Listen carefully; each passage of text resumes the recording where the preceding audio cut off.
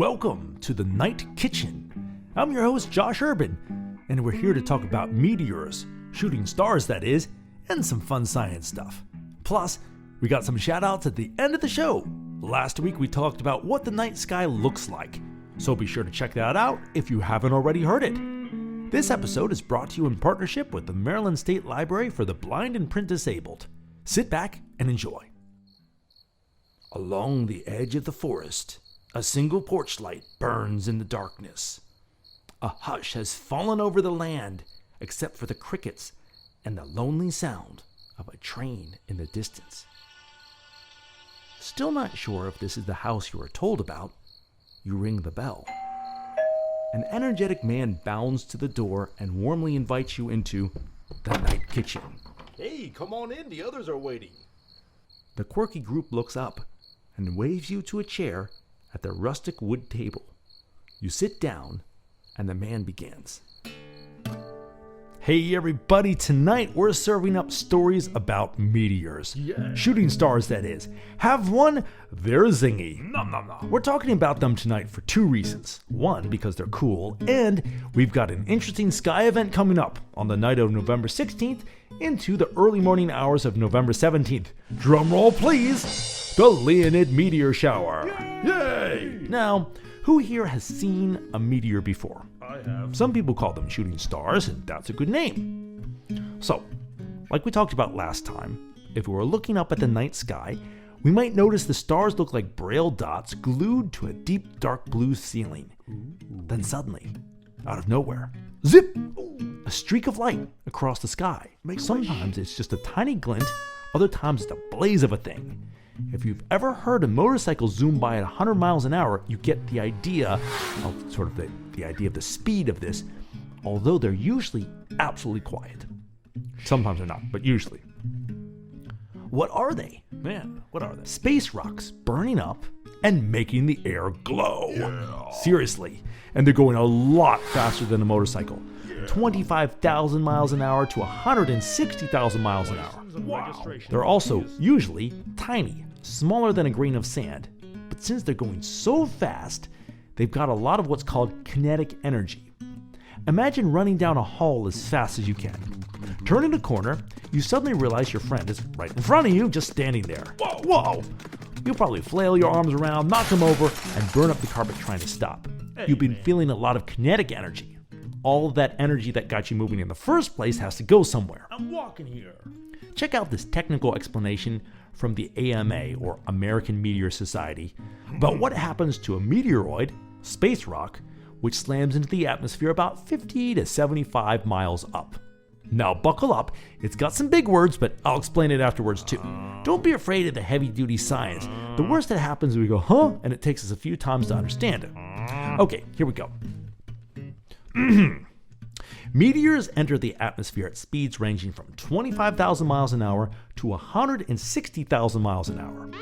When the meteoroid collides with air molecules, its high level of kinetic energy rapidly ionizes and excites a long, thin column of atmospheric atoms along the meteoroid's path, creating a flash of light visible from the ground below.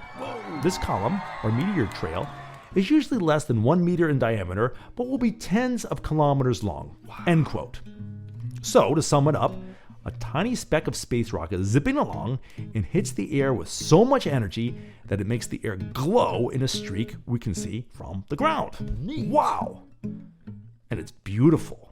They're usually white, but I've seen some that have a greenish tinge, sometimes a yellowish cast, and recently I saw one that had a blue-white hue. But what happens if the space rock is bigger than a grain of sand, right? Throw something bigger. Yeah. What if it's the size of a grapefruit? Whoa. This turns into a bolide, as it's called. And that looks like a fireball hurtling in from space, sometimes exploding and breaking apart in midair. Fireball. And you'll hear the sound on that too.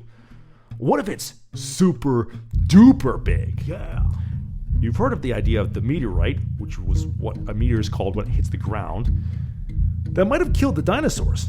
But did you know that the Chesapeake Bay, right around here, was formed by a huge rock 3 to 5 kilometers across that left quite an impression, if you pardon the pun, about 35 million years ago? No.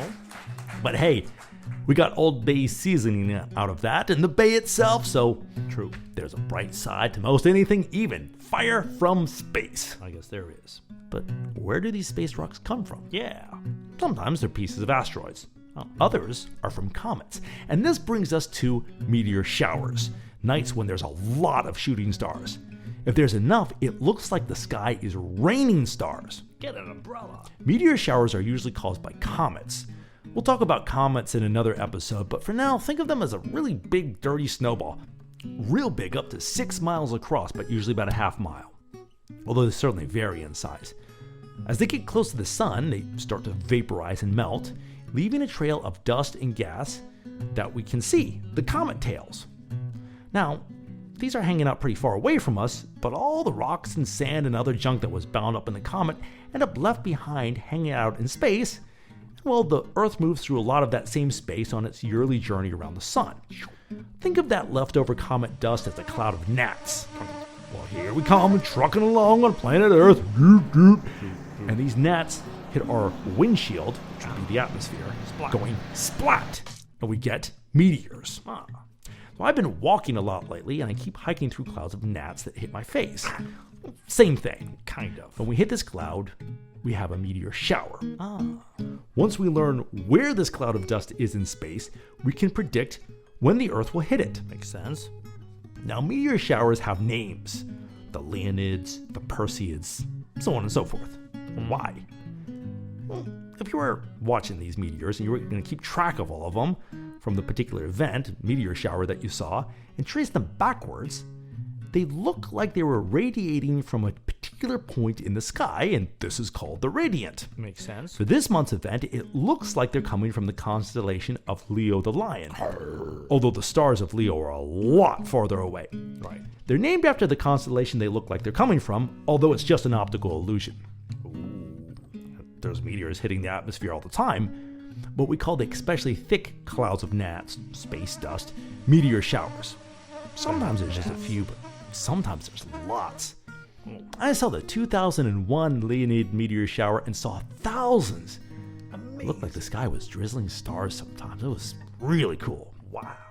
And we also have other notable showers through the year.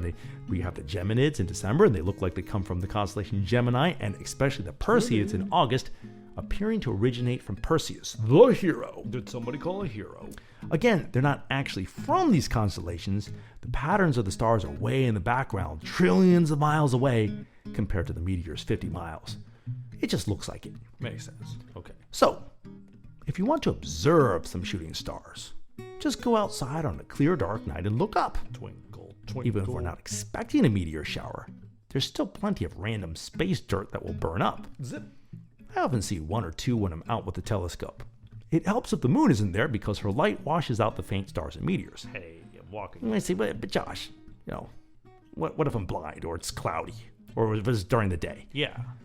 Well, check this out, man. There's other ways to observe meteors. Really? And in fact, a way to detect them even if you're inside. Wow. And it doesn't hit you in the head. Yeah. Right? That would be a bummer. Yeah. I just learned about something so incredibly cool I think you'll dig. Meteors are raining down on Earth all the time, up to 100 tons of material a day. Wow. But we usually can't see them, right? But we can hear them. Huh? What?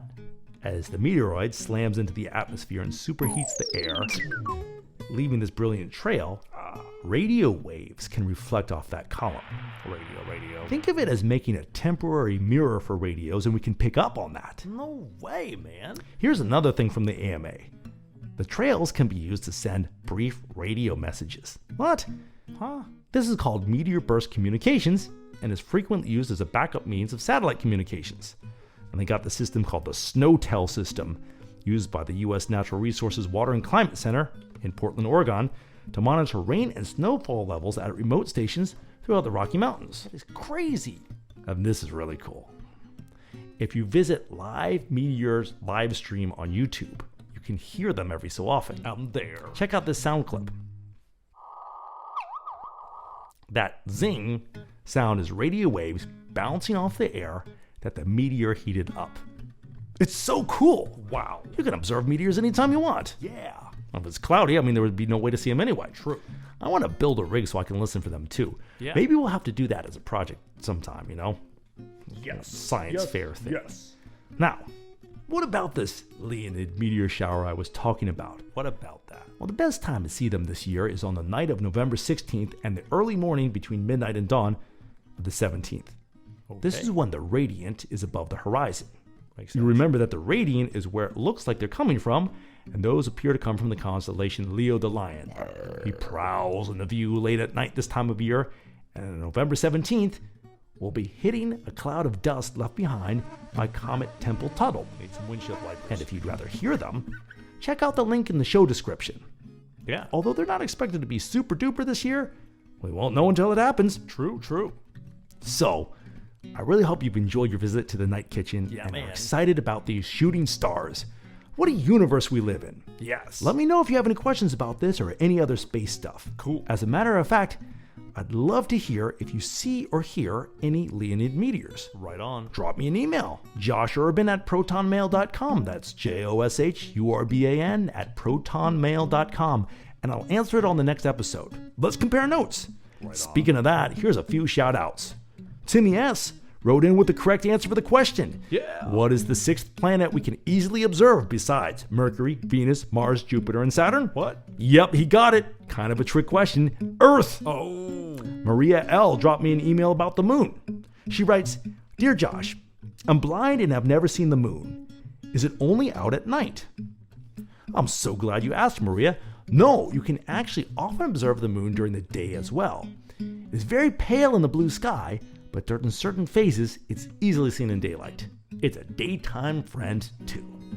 And now for our calendar. Have you signed up for the NASA at My Library Reading Challenge starting December 1st? We're gearing up for the launch of NASA's James Webb Space Telescope, which will happen in December. So don't be left out. Sign up for the challenge on LBPD's Beanstack at marylandlbph.beanstack.org.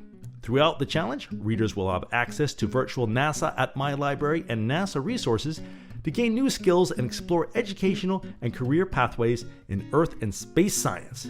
You can also check out additional space and astronomy resources posted on the LBPD blog. That's mdlbpd.blogspot.com. And don't forget, let me know if you observe any Leonid meteors, either by looking or by listening for their radio reflections. You can write me, joshurban@protonmail.com, JOSHURBAN@protonmail.com. Thanks for stopping by the Night Kitchen, everyone, and we'll talk to you next time. Clear skies.